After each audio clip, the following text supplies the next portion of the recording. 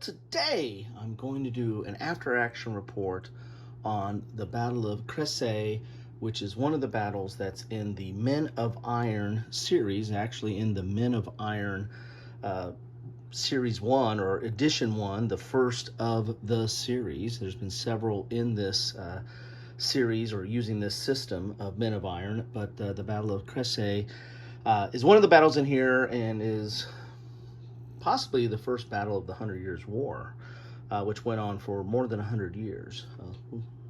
But you all knew that. I covered a setup of it and a little bit of background in an earlier episode of one of my Coffee with Kilroy and Tales of War. Yes, that's where I kind of read from the day. And so that was from earlier when the battle actually took place in August. And I set it up, and then over a period of probably a week or so, I played it. I did a little bit at a time.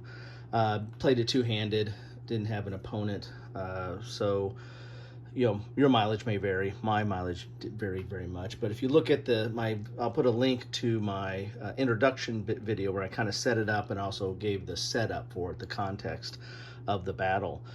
I'll put a link to that so you can get to that and see what I started with, and then move this box off here. And I probably knocked some of the pieces out of order or off their mark. But this is how it ended.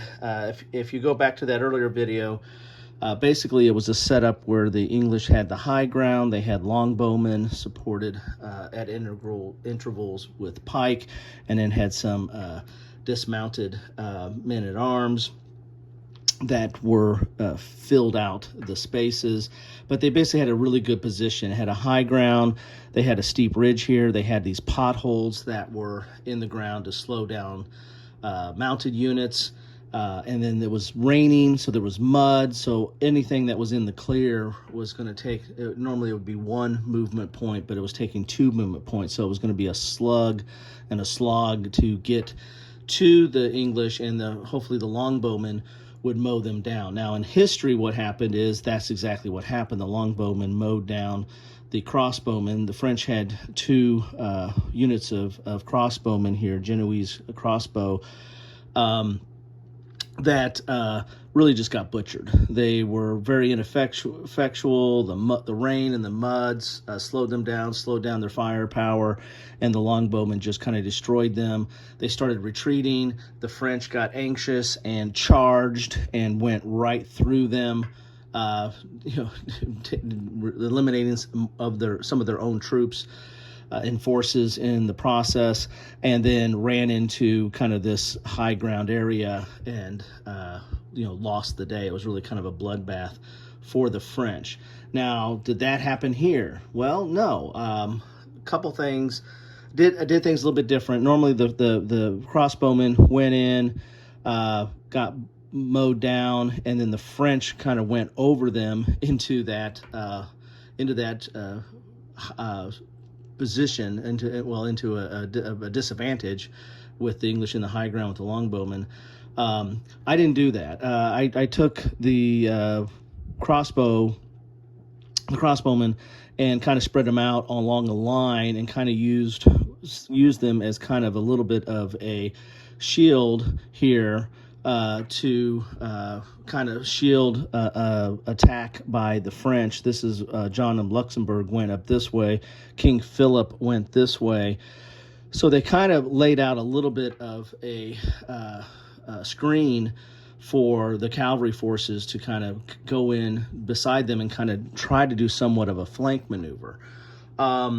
The 2 things that helped that out is, number one, the crossbowmen, the rolls of the English were abysmal and did not mow down the crossbowmen or the Genoese crossbowmen as fast as what happened in history, and that kind of slowed things down. Another thing is I didn't use the rule, so I was a little ahistoric, right? I wanted to have a chance, but and if I play it again, I'll probably use the rule.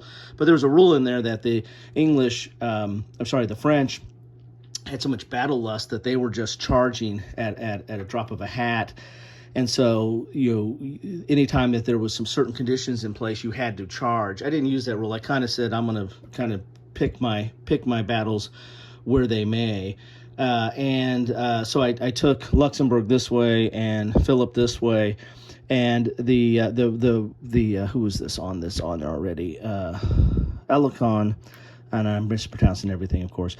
He made a good move up here to the English right. I didn't go straight. I kind of used that Genoese screen and kind of went to the right, the French right, and was able to make a little bit of a dent in here. So then when Philip came in, he could fill that in, and that's where the French made most of their gains.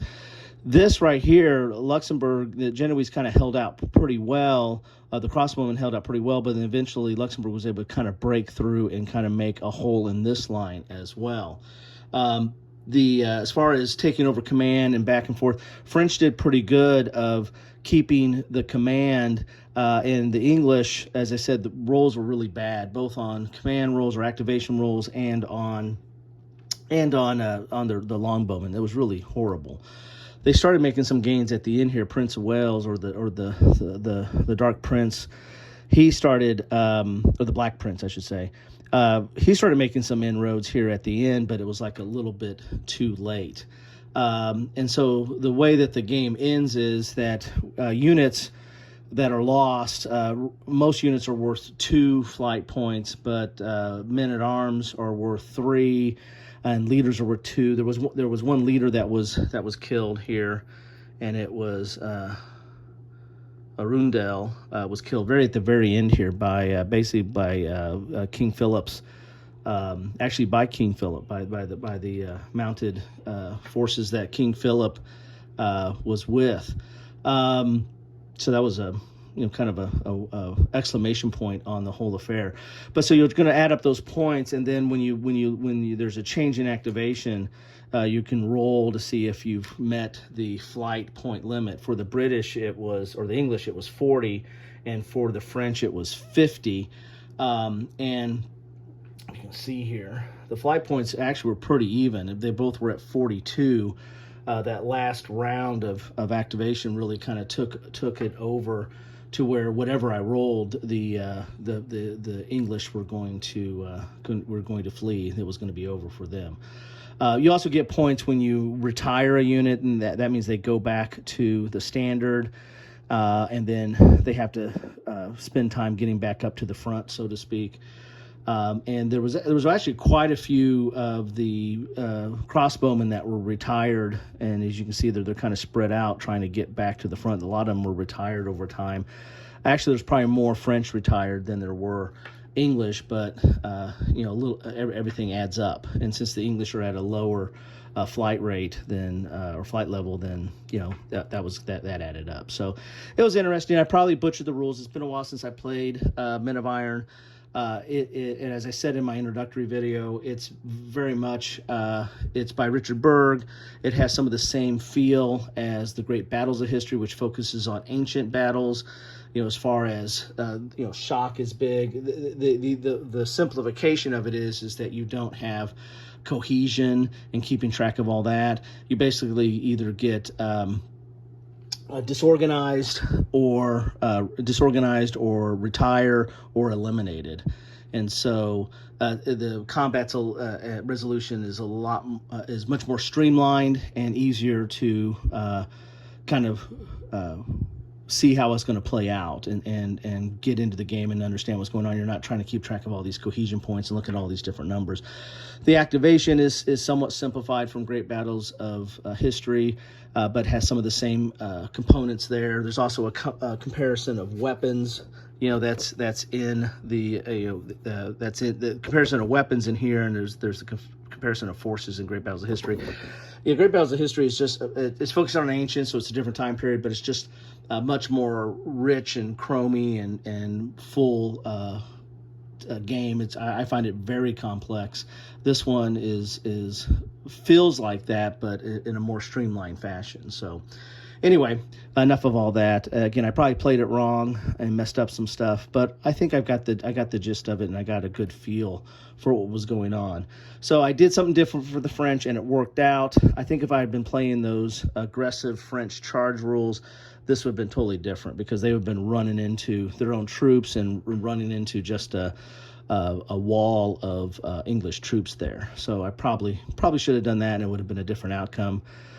Even this was relatively close, but I did make some. The French really did make enough inroads into that line to make it to where it was clearly a French victory. What would I have done different for the English? I probably should have moved. I kept these forces up here for a while, because I was, I didn't know what I was going to do, right? Luxembourg could have threatened and tried to go around. There's this steep slope here, and so it would be suicide to go up that, especially against longbowmen. But if he could have used some more movement, he could have tried to flank and kind of come up the rear.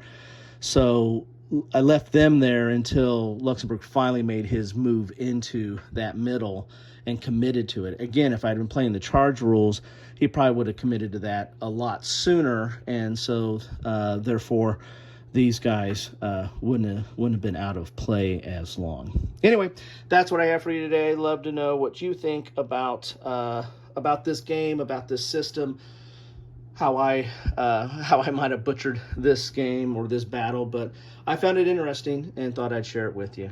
Thanks all. Take care.